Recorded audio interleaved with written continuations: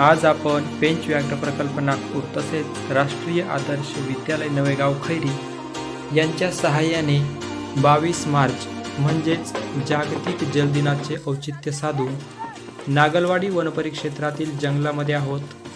सध्या उन्हाळ्याला सुरुवात झालेली आहे, त्यामुळे जंगलामध्ये वन्य प्राण्यांना पिण्याच्या पाण्याचा प्रश्न हा मोठ्या प्रमाणात निर्माण होत आहे. जंगलामध्ये नैसर्गिक पाण्याचा पाझर असलेली एक जागा आहे. त्या ठिकाणी उन्हाळ्यामध्ये देखील पाण्याचा झरा असतो. त्याच झऱ्याला आपण थोडे मोठ्या प्रमाणात स्वरूप देणार आहोत, जेणेकरून वन्य प्राण्यांना तिथे पिण्यासाठी मुबलक प्रमाणात पाणी उपलब्ध होऊ शकेल. त्या ठिकाणी जाऊन आपण शाळेतील मुले व वनकर्मचारी यांच्या श्रमदानातून नैसर्गिक बांध घालून पाण्याची साठवणूक करून ते पाणी वन्य प्राण्यांना पिण्यासाठी आपण उपलब्ध करून देणार आहोत. आपण ज्या ठिकाणी जात आहोत त्या ठिकाणी आम्ही मागील वर्षभरामध्ये उन्हाळ्यामध्ये देखील पाण्याचा पाझर असलेला आम्हाला आढळून येत होता. तसेच त्या ठिकाणी जाऊन आपण बांध घालणार आहोत. शाळेतील मुलांना देखील या निमित्ताने जंगलाचा आनंद घेता येईल.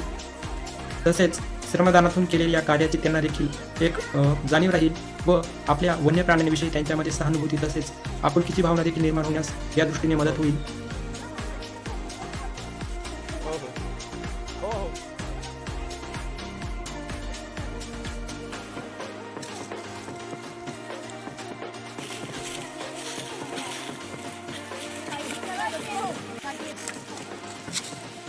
या ठिकाणी आता आम्हाला दगडी बांध तयार करायचा आहे. वरती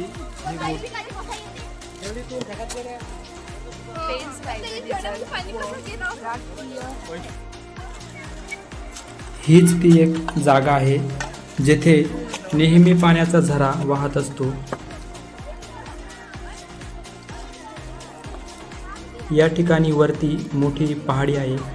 त्या पहाडीच्या खाली पायथ्याला एक पाण्याचा झरा आहे. तिथे नेहमी पाणी असतं आणि ही जी दलदलयुक्त जागा आहे तिथेच आपण हा दगडी बांध खोदून बांध घालत आहोत. हा बांध आपण 3 टप्प्यामध्ये घालत आहोत. एक वरचा टप्पा दिसतो तो हा दुसरा टप्पा आणि एक खाली हा तिसरा टप्पा. 3 टप्प्यांमध्ये हे पाणी आपण अडवलेलं आहे. बघू शकता तुम्ही किती सारा गाळ आपण बाहेर काढलेला आहे आणि पाणी अडवलेलं आहे. अशा प्रकारे आपण 3 टप्प्यांमध्ये दगडी बांध घालून नैसर्गिक पाणवठे तयार केलेले आहे. खाली बसते त्या झऱ्याच्या माध्यमातून गाड जसं जसं खाली बसेल ते पाणी पूर्णपणे शुद्ध राहील. हे हळूहळू पूर्णपणे हा गाड पण निचरा होऊन जाईल. पण मात्र मला असं वाटतं की 15 दिवसात आपण एकदा अजून येऊन हे पूर्ण एकदा वॉशआउट करू शकतो. इथला पूर्ण गाड काढून इथे आपण भिंत लावू शकतो छानपैकी. तिकडे पण